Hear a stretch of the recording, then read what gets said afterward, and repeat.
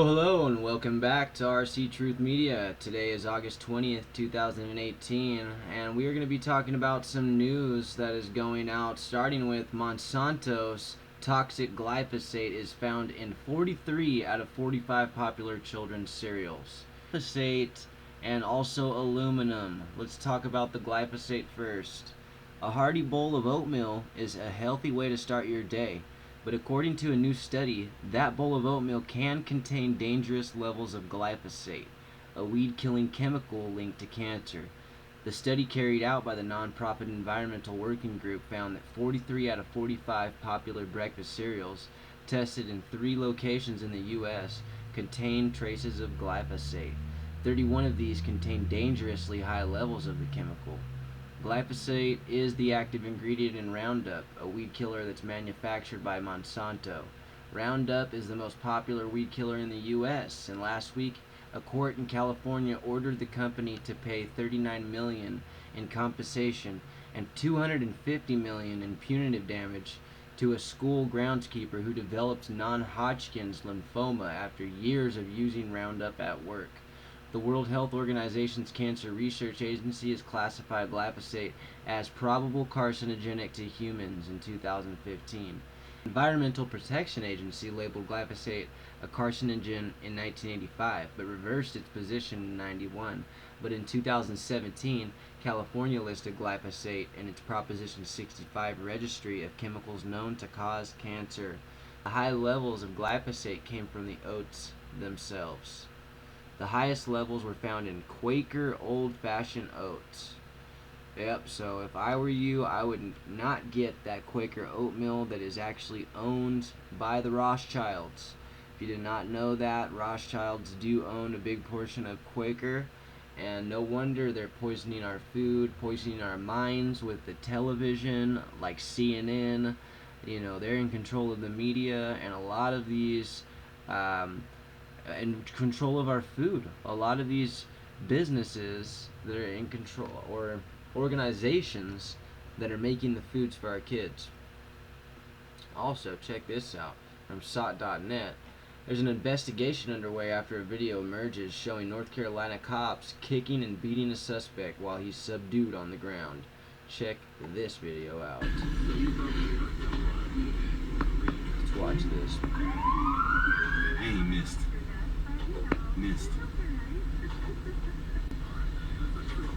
It's on Martin Luther King Boulevard right here.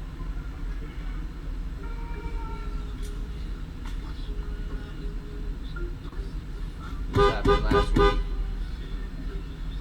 They gonna shoot this nigga. Missed.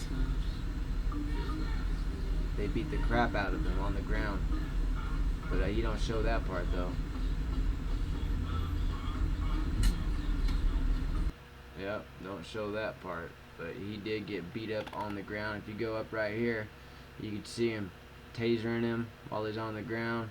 An investigation is underway in Raleigh, North Carolina, after mobile phone footage emerged showing cops repeatedly striking a suspect while he is on the ground. Frederick Darnell Hall was filmed engaging in a violent altercation with officers from the Raleigh Police Department on Friday. Footage of the incident is now the subject of an investigation after officers were seen to hit Hall repeatedly a number of times with a baton while he was being subdued on the ground. So definitely this is more ammunition for the Black Lives Matter BLM that's all over the place, especially in California. Well, check this out. Twitter CEO Jack Dorsey goes on CNN and admits Twitter has left-leaning bias. You don't say. Really? I would never have known that. Well, let's see what he says right here. The president called you out for shadow banning. What is the truth around that idea? So I think a lot of the statements behind the statement and the question behind the question is, look, shadow banning is a very widely defined term. There's not one single definition. So the definition that we found that seems to resonate with the most people is, not amplifying particular messages, or if someone puts out a tweet, hiding that tweet from everyone without that person who tweeted it knowing about it. So But the real question behind the question is, are we doing something according to political ideology or viewpoints? And we are not, period. We do not look at content with regards to political viewpoint or ideology. We look at behavior. And we use that behavior as a signal to add to relevance. We need to constantly show that we are not adding our own bias, which I fully admit is more left leaning, and I think it's important to articulate our bias and to share it with people so that people understand us. But we need to remove all bias from how we act and our policies and our enforcement. People have these assumptions that you're out to get them or something. And which is why transparency matters so much. Yeah. Which is why being open about our own personal views and what we think about what's happening is important. And I'll fully admit that I haven't done enough of that. I haven't done enough of like articulating my own personal objectives with this service and my own personal objectives in the world. And I think people see a faceless corporation they don't assume that humans are in it, or that they're genuine or authentic. They just assume based on what the output is. And that's on us. It's on me. Jack Dorsey, I do believe that humans are behind this, and we can totally see the bias from these humans.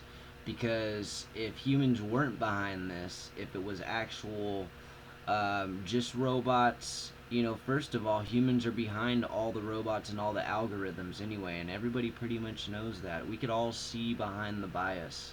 We could all see it, especially us conservatives that are doing videos and putting them on YouTube and owning our own channels, and also putting advertising conservative thought.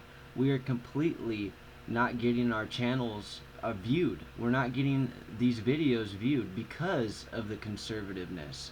The algorithms are all over, not just Twitter, okay? They're on YouTube as well. They're on all these social media networks. Facebook, definitely Facebook as well. And it's just totally seen, especially by conservatives and also people that make videos. For instance, a lot of these videos are only going to have about 15 to 20 views. The other day I did a video about Lord Rothschild, okay? I said Lord Rothschild on the video, and I think the owners of YouTube liked that so much that they gave me 300 views on that one, because I agreed with what Rothschild was saying, okay, that the banking system is collapsing.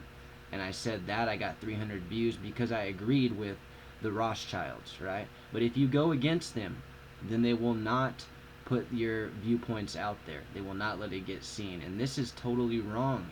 Free speech, free thought needs to be kept as a value in America. And that's the end of that. Thanks a lot for coming and checking out the channel. Please like and subscribe. And I will leave a link below if you would like to donate to keep this channel going. You have a great day.